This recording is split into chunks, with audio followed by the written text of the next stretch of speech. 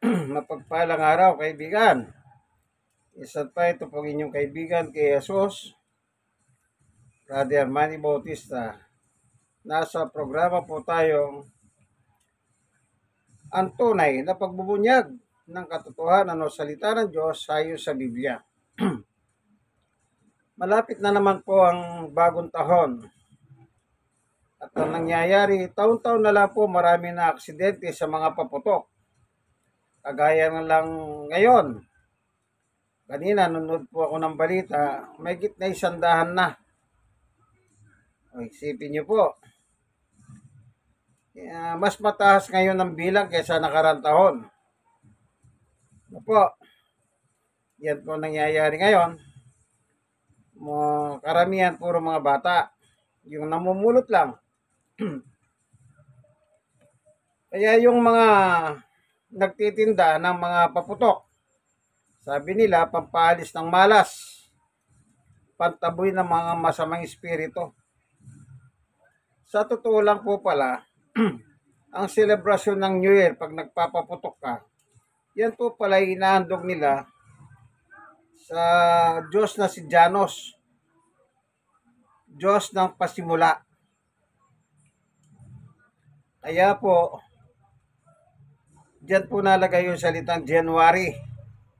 Yung January, pasimula ng taon. Doon po nila inango yung salitang January ng Julius Calendar. Pinagtibay ni Emperor Julius yung salitang January na ango naman sa Diyos na si Janos, God of beginning, Diyos ng pasimula. Kapag pala nagsasalubong ka ng bagong taon, ayon sa tradisyon ng Roman Catholic Church, yan pala inahandog nila sa Diyos na si Janos. O ibig sabihin, pagan tradisyon. Ibig sabihin ng pagan, mapaniwala sa maraming Diyos. Ano po? Yan po ang pagano tradisyon. Panginoon Diyos, samahan mo po kami ng aming pag-aaral sa pagkakataon ito.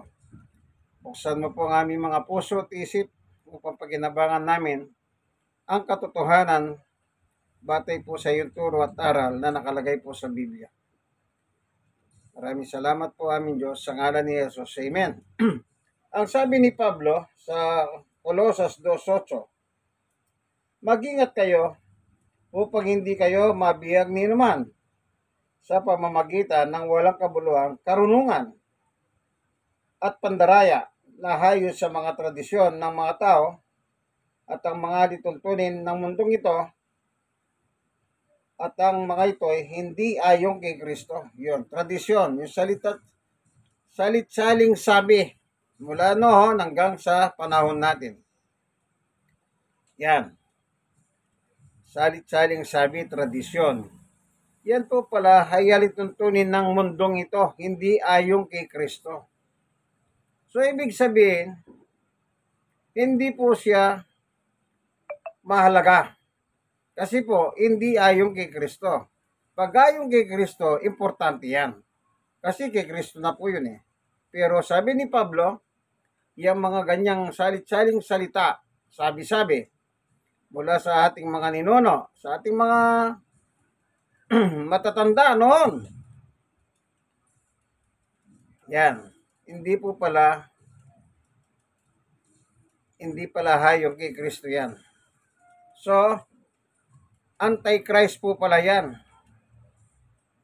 Na ayon sa Roman Catholic Church, yan ay pag sumasalubong ka sa bagong taon, gumagamit ka ng mga firecrackers, paputok. Noon pa pala po yan ginagawa na nila noon. Yun ay inahandog nila sa Diyos nilang si Janos na God of beginning. Ano po?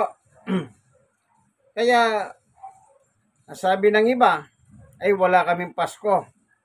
Pero nagdiriwang kami pag bagong taon. Kaya sabi nga po, sa Facebook, binabatikos nila yung nagdiriwang ng Pasko. Sabi nila, Yan pagano yan eh. Sabi ng mga reliyon na walang Pasko. Sinasabi nila, pagan tradition yung ginagawa ng Roman Catholic Church. Yung pala, pagdating ng bagong taon, sila naman po yung nagse-celebrate. Ganun din pala yung January. Pagan tradition po pala din yan. Kaya nga sabi nga, binabatikos niyo ang mga Katoliko, wala naman kayong pinagkaiba sa amin. Sinasabi niyo yung pagan tradition yan, kaya yung bagong taon din, pagan tradition yan. Nung nabasa ko po yan, na nangiti po ako. Lalo na ngayon dahil sa technology po, marami na po ngayon nakikita, marami na tayong matututunan. Pero yung masakit po dito, yung sinasabi ng pampalis ng malas o pagtaboy ng masamang espiritu, kawawa naman po yung mga biktima ng mga firecrackers. Alam niyo, yung mga nagtitinda ng firecrackers, yan po magsasabi na pampaswerte, pampahalis ng malas, pantaboy ng masamang espiritu. Ano pa sabi nila? Bilog-bilog. Prutas daw, bilog-bilog. Kailangan 12. Kung yung nagtitinda nga ng prutas na bilog-bilog kung talagang siniswerte yun, ba't pa siya nagtitinda? Isipin nyo po, kung talagang nagdadala na swerte yan, ba't pa siya nagtitinda? Sa totoo lang, tradisyon na naman po yun. Yung mga damit, polka dot, yan ang sinusuot nila. Tsaka yung paghahagis ng mga barya na sa mga bata. Lahat po yan, mga tradisyon yan. Wala pong kaugnayan kay Kristo yan. Ngayon, kung ipipilit mo yan, yung sulat lang ni Pablo, laglag ka na ron. Ano po? At ang pagsalubong ng bagong taon na ito, sa balita lang po kanina, may gitna 100 na ang naging biktima. Karamihan po bata, sabi niya. At namumulot lang. Ang masakit doon, namulot lang. Sino pong may kasalanan nun? Siyempre, yung bata, kasalanan ng magulang. Kasi po, meron tayong batas. Pagdating ng 10 o'clock, kailangan yung mga edad 18 pababa, hindi na pwedeng lumabas. Pag may nahuli sa kanila, yung magulang ang ikukulong. So, pag naputukan yung anak mo, kasalanan mo na magulang. Kasi hindi mo binantayan yung anak mo. Yung bang kumita, yung mga gumawa ng mga paputok, sila yung binuenas. Bakit? Kumita sila Habang tinatanggilik yung paninda nilang paputok, kumikita po sila. Ngayon ang tanong, kapag ba mayroong mga naputukan, sila ba ay nagbibigay ng tulong? Yun ang tanong. Nagbibigay po kaya sila ng tulong sa mga naputukan? Siyempre hindi. Bakit? Wala na silang pakialam, bumili ka Kita nyo po, hindi naman sinabi ng firecrackers na bilhin mo ko, ba't nyo siya binibili? Kanya lang, magaling lang magsalita yung vendor. Watusi, nalulunok ng mga bata, nakamamatay. Sabi nga nila, magano ka ng itlog. Buti kung maagapan, kung hindi. Ganyan po nangyayari kada taon na lang. Wala nang pagbabago. Mga patrol ng Pilipino. Nagbabalita at naglilingkod sa inyo saan man sa mundo. Lampas 100 na ang mga naitalang nasugatan ng paputok bago pa man ang bispiras ng bagong taon. Inaasahang madadagdagan pa ito kaya nag-ikot ang Department of Health sa ilang pampublikong ospital para siguruhing handa silang rumisponde sa mga nadidisgrasya. Live mula East Avenue Medical Center sa Quezon City, nagpapatrol Katrina Domingo. Kat, ilan na ba ang naitalang na biktima ng mga paputok? Zen, pumalo na sa 107 ang mga nasugatan, nalason at naputulan ng bahagi ng katawan dahil sa paggamit ng paputok. Ayon sa datos mula sa DOH, ilan sa mga biktima, mga bata na nanonood lamang. Palahaw sa sakit ang inaasahang magiging pampaingay ng mga doktor sa iba-ibang ospital sa pagpasok ng 2024. Dahil sa mga biktima ng paputok na wala pa mang bisperas ng bagong taon ay unti-unti nang tumataas ang bilang. Sa December 29 na tala ng DOH, lampas 100 na ang firecracker-related injuries sa buong bansa. Halos kalahati dito mula sa Metro Manila. Kasunod sa dami ng mga nadali ng paputok ang Central Luzon at Ilocos. Na-hit na natin yung 100, more than 100 injured. Hindi ako happy doon. Tumataas yung fireworks related na nangyayari sa bahay. Mostly young boys and also passive onlookers. Bagamat halos pareho lamang ang dami ng mga kaso ngayong taon at noong 2022, sinabi ng DOH na tumaas ng lampas 10 beses ang bilang ng mga biktima ng paputok sa Metro Manila. Hindi makikinig ang ating sambayanan sa ating mga panawagan na huwag na sanang sumunod sa ordinansya at huwag na sanang magpaputok, tataas pa po ito. Nitong Biyernes, 4 ang sugatan matapos sumabog ang isang pagawaan ng mga paputok sa bayan ng Quezon sa Bukidnon. Nagtamo ng 2nd at 3rd degree burns ang 4 na manggagawa ng paputok. Inaalam pa ng mga pulis ang sanhi ng pagsabog. Ayon sa DOH, 72% ng mga injury ay dulot ng paggamit ng boga, 5-star, Wheaties, Piccolo, Lapla, Lucis at Whistleblock. Karaniwang napupuruhan mga kamay at mata. Kaya inabisuhan ang mga orthopedic surgeons at ophthalmologists sa mga pampublikong ospital na pumasok sa trabaho sa bisperas ng bagong taon hanggang sa pagpasok ng 2024. Ipinakita rin ng mga doktor sa publiko kung paano puputulin ang buto ng mga mapupuruhan ng paputok. Pag naputol na po, hindi na po natin pwedeng ibalik. Pero kung hindi naman po ganun ka-severe yung injury, tinatry po namin i-salvage o i-save po yung limb as much as possible. Ayon kay Health Secretary Ted Herbosa, patuloy na babantayan ng iba pang epekto sa sugat mula sa paputok kahit lampas na ang bagong taon. Dumadami ang tetanus cases namin. Ito yung mga hindi pumunta sa emergency kasi akala nila maliit na sugat lang. Tetanus is fatal. It's harder to treat pag na meron ka na. Mahigpit din ang bilin na dalhin agad sa ospital ang mga makakakain o makakalulon ng paputok. Paalala naman ng DOH sa lahat, iwasan ang sobrang paglalasing sa pagsalubong ng bagong taon dahil ang kalasingan ang nakikitang dahilan kaya dumarami ang mga naaksidente o nasasaksak at napapatay tuwing holiday season.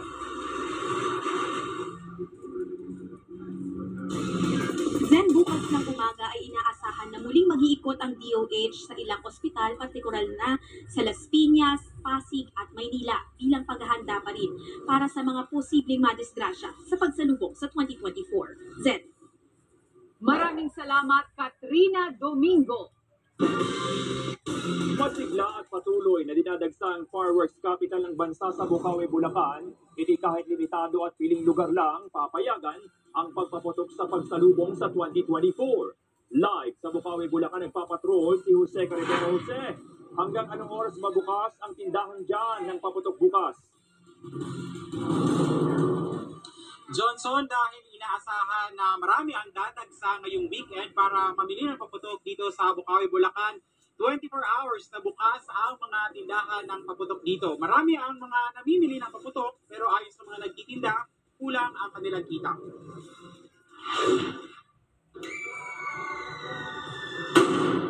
Tradisyonal para sa marami ang maingay na pagsalubong sa bagong taon na pinaniniwalaan din pantaboy malas. Kaya kahit nagdagastos, nagtabi ng budget para sa mga paputok at pailaw ang mga namili sa Bukawi, Bulacan.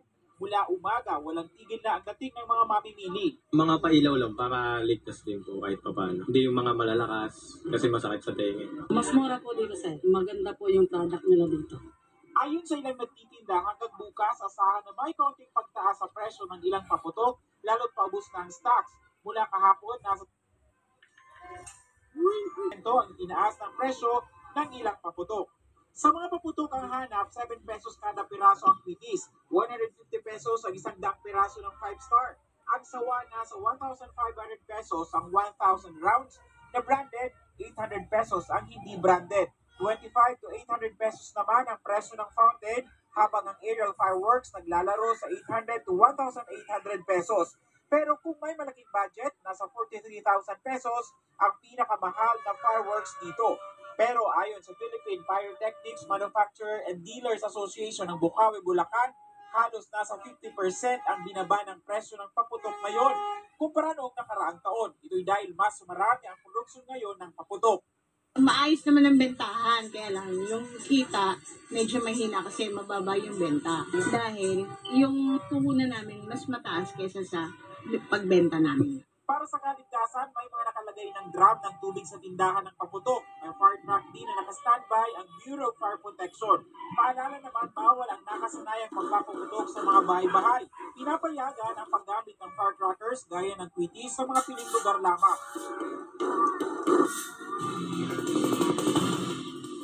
Johnson, mayat-maya ang pagdating ng mga mamimili ng paputok dito sa Bukawi, Bulacan. Ang karamihan sa mga ito galing pa sa Metro Manila at mga karating probinsya. Dahil dyan, medyo maibahagi ang pagbigat ng daloy ng trapiko sa Governor Halili Road dito sa may tapat ng tindahan ng mga paputok dahil nga sa dami ng mga sasakyan.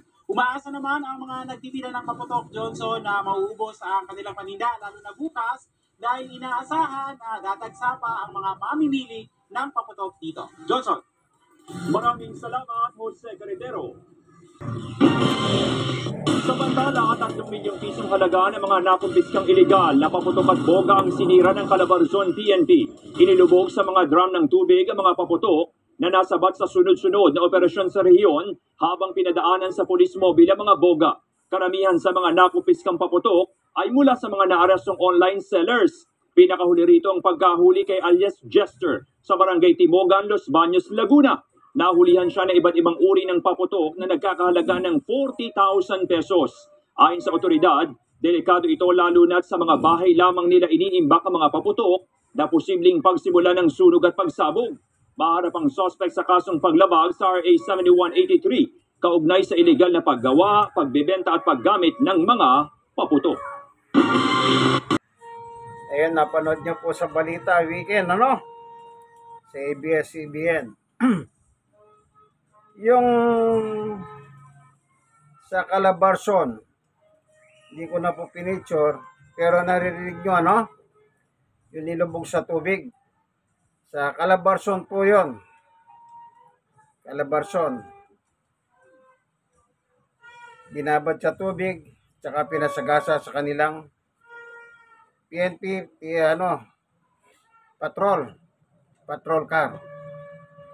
Kahit anong gawin po dyan, hindi po maiito yan eh. Tradisyon na. Pero kung ang gumugobyerno, gagamit lang siya ng kamay na bakal, alam niyo po yung mga paputok, sabi na nga, dahil hindi na mapigilan, naglagay sila ng designation area kung saan lang pwedeng magpaputok. Mahigpit po pinagbabawal sa tapat ng mga bahay. Pero dito lang po sa amin eh. Wala pong yung barangay namin. Inotil. Walang pakialam. Kasi po siyempre yung mga chairman tsaka kagawad, pagtatakbo sila sa eleksyon, kailangan nila yung mga botante. Kaya yung mga batas na pinalalabas ng DILG, siyempre yung batas ng DILG babagsak sa barangay. Responsibilidad naman ng chairman yon. Pero sabi ko nga po, dito sa amin, inotil ang chairman. Ano po, halos taon-taon po nararanasan namin yan. Pero meron pa nagpapaputok ng baril dito. Ng kapitbahay din po namin. Wala. Naturingan may barangay, pero inutil po. Kasi po, kasama sa mga inuman ng mga nagpapaputok. Kapag meron po sila selebrasyon, naimbitahan yung chairman at saka ibang kagawad. Kaya yung chairman hanggang sa mga kagawad,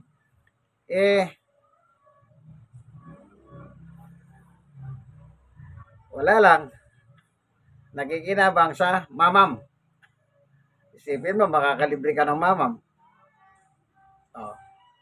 Natural, magbibigay ka ng pabor. Okay. Iwan na natin yung mga inutil na chairman yan. Sayang ang sweldo ng taong bayan, ano? Di sila marunong magpatupad ng batas ng DILG. Ngayon, narinig nyo po, pampahalis ng malas. Ilan na daw po yung naputukan? May git 100. O, anong tawag mo ron? Malas o swerte? Malas. Yung iba, putol daliri. Meron pang putol hanggang dito. Ano pa sabi nung Department of Health, yung pulbura, yung watosi, o yung mga naputukan, nakala mo malit na sugat lang. Dito po nung araw, natutulog po yung sidecar boy. Nilagyan ng whistle bomb sa ilalim. Pumutok po yung whistle bomb. Natalsikan po yung sidecar boy. Namatay po yun dahil sa tetano. Yun ang sabi ni Health Secretary Herbosa, na kapag hindi mo pinatignan yan, ayan, mahirap mo nang pagalingin yan. Ayan. Ano po? Kaya yan ang dulot ng pampalis daw ng malas, pampalis ng masamang espiritu. Sino minalas? Kita nyo po yung pinakita, yung mismong gumagawa, sumabog. Yung mismong mga gumagawa, nasaktan, naka-hospital. Sa pating, po yan, sa Bisaya. Pinakita po sa balita, ano? Kaya ko po pinicture yon para makita nyo po. Hindi ko kwento ito. Sa balita po yun, sa Weekend News ng ABS-CBN. Ano po, yung pinakita po yung sa hospital. East Medical Center. Ngayon, sa Biblia, kapag nagpapaputok ka, inahalay mo sa Diyos na si Janos, God of beginning. Kaya meron pong January. Kasi yung unang kalendaryo nun, wala pong January. Ano po? Hindi ko alam kung walang buwan lang yata, no? Kaya yung July, pinangalan naman kay Julius Caesar. Siya po nagtibay sa January, si Julius Caesar.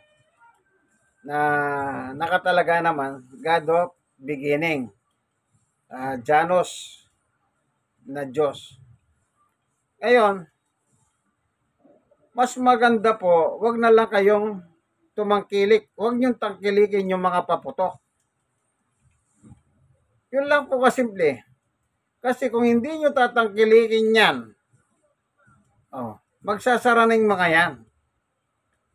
O hindi man totally magsasara, pero baka mga 70% magsasara.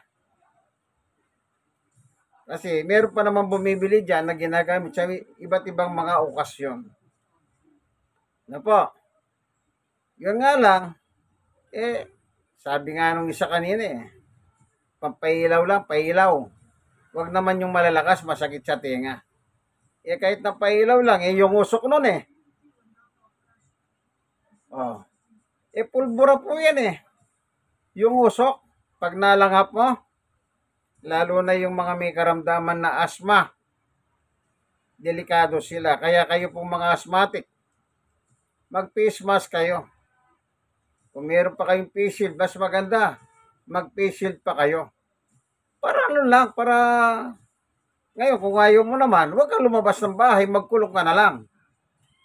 Makinig ka na lang ng mga nagpuputukan. Kanya lang, kahit nasa bahay ka, delikado rin. Yung nagpapaputok ng baril, yung mga, alam niyo po, kahit nasiselyuhan pa yung mga baril ng pulis tsaka sundalo, sa totoo lang yung pinaselyuhan nila, yun ang issue. Paano yung baril nila nasa bahay, nakatago? Alam po ba ng ng PNP yun at saka ng Forces of the Philippines? Hindi. Pinapuputok sa itaas, pagbaba. Ayun. Yung isang binabible study ko po, ayun, kumatos siya. Anong nangyari? Ligaw na bala, galing po sa taas. Sipin nyo, natutulog. Oh, natutulog. Yung ngayon, kumotos, ilang taon na yun? Mga 2, 3. Oh, ano bang kamalay-malay nun? Ala namang okasyon yun. Lalo na yung may mga baril dyan. Ano po? Kaya sabi ko nga po dito sa amin, walang pakialam yung chairman. Kasi kasama sa mamam pag may okasyon. Kaya para lang kung gusto niyo pong maging mahayos ang inyong buhay, mas maganda pag maghihiwalay po yung taon, manalangin po kayo, lumuhod kayo. Ano po? Sa loob ng 1 taon, ipagpasalamat nyo po sa Diyos na maayos ang inyong lagay. Yan pong dapat ninyong gawin. Parang ganito lang. Yung mga iba't ibang mga television network, meron silang year-end report. Tayo, ano ba naman ang ating year-end report? Di po ba? Ang year-end report mong gawin, kung ano po yung sa loob ng 1 taon, nakita mong hindi maganda sa iyo, yun ang hingi mo ng tawad sa Diyos. At tulungan ka ng Diyos na mabago ka. Kasi kung tayo lang po magbabago ng sarili natin, lagi ko sinasabi, marami na pong nagpaputok na napinsala. Hindi naman namatay, pero yung iba namatay na. Siyempre, hindi na makakapagbago yung patay na eh. Sabi nila, hindi na ako uulit. Pero makikita mo, pagdating ng 1 taon na naman, nandun na naman po sa selebrasyon ng pagpapaputok. Wala po silang kadala-dala. Ano po? Di ba kung maraming ospital na government hospital, walang bayad. Paano kayo yung lugar nyo, walang government hospital? Pupunta ka sa private. Edi, gagastos ka pa.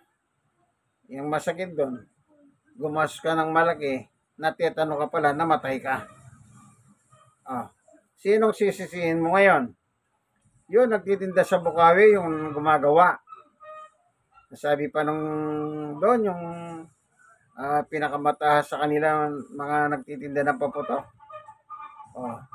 Konti pa lang daw ang bawi nila, dahil konti namimili. Siyempre, hindi naman magsasabi ng totoo yun eh. Ano pa sabi ng isang nagtitinda? Bukas yan, magtataas na kami. Ibig sabihin, nag-iinganyo sila bago't dumating yung 31 ng December para silang nag-i-invite. Punta na kayo rito. Abang mura. Kasi bukas magtataas na kami. Hindi po ba ganun ang dating nun? Yung presidente ng asosasyon nila, konti pa lang daw ang kita. Pag ano po talaga, naging ganya. Kaya, kung meron kang utak, gamitin mo sa tama. Huwag kang bumili. Huwag mong tangkilikin yun. Kahit ano lang, huwag kang bibili, kahit na 1 piraso lang. Kung ikaw man padre di pamilya, doon kayo sa loob ng bahay, manood na lang kayo. Dahil pagdating rin naman ng kinabukasan yan, matatapos din yan eh. Ano po? Kesa gumastos kayo, napakalaki na. Tapos ang masakit dyan, baka masunugan pa kayo. Yung inuli, pinakita nila. Nagbebenta siya, yung palang imbakan niya, bahay nila. Yung pinakita po sa TV, napanood nyo naman siguro, no? May posibilidad na sumabog yun kasi maiinit yun eh. Pulbura yun eh. Kaya tandaan po natin, ang selebrasyon ng bagong taon ay selebrasyon o inahandog mo yan kay Janos, Diyos na si Janos. God of beginning. Sa pagano po pala yan. Mga pagan, tradisyon na naniniwala na maraming Diyos, sa mga pagano. Ano po? Kaya dapat maging wise tayo. Kagaya ng binasa ko, Hindi po palahayong kay Jesus ang mga tradisyon. Ibig sabihin, kapag nagsiselebrate kayo, anti-Christ kayo. O nilalabanan nyo si Jesus. Yun tong masirap dyan. Ang dami mong gustong labanan, bakit si Jesus pa? Sabi ko nga po, magdasal na lang kayo. Yung year-end report ninyo sa Diyos. Yung pangit na nangyari, pag-uugali ninyo, baguhin nyo, hingin nyo ng tulong sa Diyos. At panigurado naman, kung seryoso kayo, alam naman ng Diyos ang laman ng inyong puso. Meron po akong babasahin. Unang Samuel 16:7. Ayun po, pumutok na naman po. Ano po nakalagay dito? Unang Samuel. Tignan lang po natin, 16:7.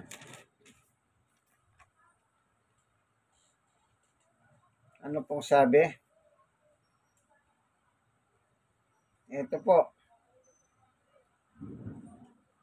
Si Yahweh hindi tumitingin ng katulad ng paningin ng tao. Panlabas na anyo ang tinitignan ng tao, ngunit sa puso tumitingin si Yahweh. Saan doon tumitingin ng Diyos? Sa puso. Kaya kung seryoso ka, alam ng Diyos yan kung seryoso ka o nagsisinungaling ka. Ano po? Kasi sa puso po ang tingin ng Panginoon Diyos. Meron pa po akong babasahin. Ang sabi ni Apostol Pablo sa 10, tingnan ko po ano po sabi ni Apostol Pablo?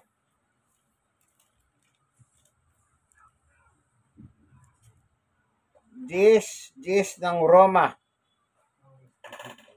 Sapagkat sumasampalataya ang tao sa pamamagitan ng kanyang puso. At sa gayon ay tinuturing na matuwid ng Diyos. Ano po sabi? Sa puso nanggagaling yung pananampalataya ng tao. Kaya alam ng Diyos kung nagsisinungaling ka sa year-end report mo sa Kanya o hindi. Kasi ang binabasa ng Diyos, ang puso mo, ang puso natin. Kung hindi totoo yan, alam ng Diyos. Kung totoo yan, alam din ng Diyos yan. Isipin niyo po. Paano mo paglalalangan ng Diyos? Yan, tinitignan pala ng Diyos ang puso ng tao. Hallelujah. Sige nga. Kaya hindi natin pwede lokohin ng Diyos. Kaya dahan-dahan po kayo. Na kunwari, nagre-report tayo ng year-end report ninyo sa inyong mga kapalpakan. Para lang ipakita ninyo. Pero yung totoo pala, nabasa ng Diyos ang puso mo, nagkukunwari ka lang. Niloloko mo siya. Huwag niyo po lokohin ng Diyos. Diyos po yan. Wala tayong panalo dyan. Wala pa tayo, Diyos na. Nandito na tayo, Diyos pa rin ang Diyos. Pag wala na tayo, Diyos pa rin ang Diyos. Kasi po siyang may gawa sa atin. Kaya alam ng lahat ng Diyos. Kaya sabi ni Jesus, pati bilang ng buhok mo, alam ng Diyos, sabi ni Jesus. Wala po tayong may tatago sa Panginoon Diyos. Ayag po sa kanyang paningin ang lahat ng ating ginagawa. Hebreo 4:13. Kaya sa kanya rin po tayo magsusulit pagdating ng araw. Roma 14:12. Basahin ko po baka sabihin nyo hindi mo naman binabasa Yung munang 4:13 ng Hebreo.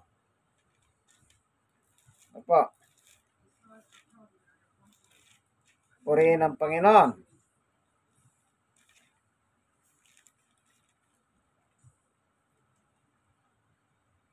Walang nilalang na makapagtatago sa Diyos. Ang lahat ay hayag sa Kanya. Hayag at lantad sa Kanyang paningin. At sa Kanya tayo magsusulit ng ating mga sarili. Ayun, ano? Magsusulit po pala tayo ng ating mga sarili. Dito pa, meron pa nakalagay dito. Sa Roma naman, 14:12, sapagkat nasusulat, sabi ng Panginoon, dahil ako'y buhay, ang lahat ay luluhod sa harap ko at ang bawat isa ay magpupuri sa Diyos. Ayan, ano po? Ito po. Sa 12, 11 po pala yung binasa kong yun. Ito naman 12. Kaya't bawat isa sa atin ay magbibigay sulit sa Diyos.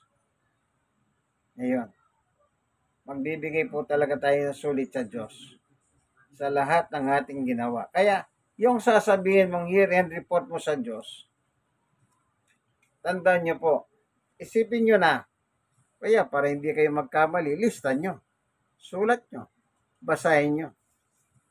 Kung ano yung palpak na nangyari sa inyo, yung mga pag-uugali ninyo na gusto nyong mabago. At saka nyo po ilapit sa Diyos, hingin nyo na sana patawarin kayo, patawarin tayo, at hingin nyo ng tulong na sana baguhin niya tayo. Ano po? Pwede naman po yun eh. Inaantay lang po ang ating paglapit sa Kanya. Huwag po kayong matakot lumapit sa Diyos. Ang Diyos po ay mabait. Mabait po sa mabait. Pero huwag niyo po lulukoyin. Bakit? Marunong din magparusa ang Diyos. Kita niyo yung panahon ni Noe? Parusa po yun sa kanila. Bakit? Hindi sila nakinig sa aral ni Noe. Kaya sa panahon natin, hindi kayo makinig sa aral. Wala kayong pinagkaiba kay Noe. Yung mga tao noon, lumubog, patay lahat sila. Wala pong nabuhay kundi lang pamilya ni Noe. Asawa niya, 3 anak at 3 manugang at saka yung mga hayop na pares-pares. So po, kaya nang isara po ni Noe, ay sinara ng Diyos yung barko. Hindi po si Noe ang nagsara, ang Diyos. Kaya sabi ng mga tao, Noe, buksan mo naman itong barko. Yung pinto, para makasakay sila. Wala na po eh. Kasi nangaral si Noe, hindi sila nakinig kay Noe. Kaya nung isinara ng Diyos ang pinto, hindi na po nabuksan. Kaya pag hindi kayo lalapit sa Diyos, sasarahan din kayo ng pinto ng Diyos. Tandaan niyo po yan. Kaya po lahat ng mga nilalang noon, ultimo hayop, lahat po namatay.